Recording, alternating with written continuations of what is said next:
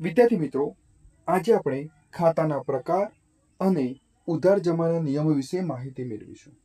ખાતાના મુખ્ય બે પ્રકાર વ્યક્તિના ખાતા અને નંબર 2 બિનવ્યક્તિના ખાતા. બિનવ્યક્તિના ખાતાના પણ બે પ્રકાર છે, માલ મિલકતના ખાતા અને ઉપજ ખર્ચના ખાતા. વ્યક્તિના ખાતાનો નિયમ છે, લાભ લેનાર ખાતે ઉધારીશું, લાભ આપનાર ખાતે જમા કરીશું. માલ મિલકતના ખાતામાં માલ મિલકત આવે તો ઉધાર, માલ કે મિલકત જાય તો જમા. માલ મિલકતને ટૂંકમાં મામી કહેવાય.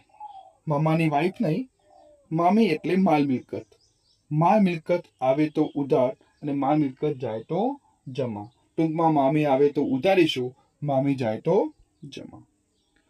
ઉપજ ખર્ચ ખાતામાં ખર્ચ કે નુકસાન ઉધાર, આવક કે લાભ એટલે કે ઉપજ જમા થશે.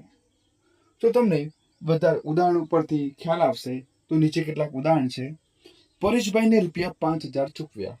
પરેશભાઈ વ્યક્તિ લેનાર છે, પરેશભાઈ ખાતે ઉધારીશું, રોકડ મિલકત જાય, રોકડ ખાતે જમા. ગીતાંજલિ ફર્નિચર માર્ટમાંથી ₹50,000નું ફર્નિચર ખરીદ્યું.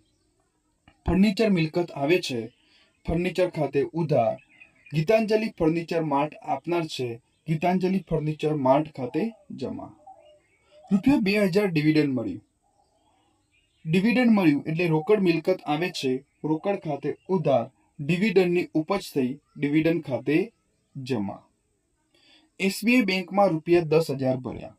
એસબીઆઈ બેંક લેનાર છે, એસબીઆઈ બેંક ખાતે ઉધારીશું, રોકડ મિલકત જાય છે, રોકડ ખાતે જમા કરીશું.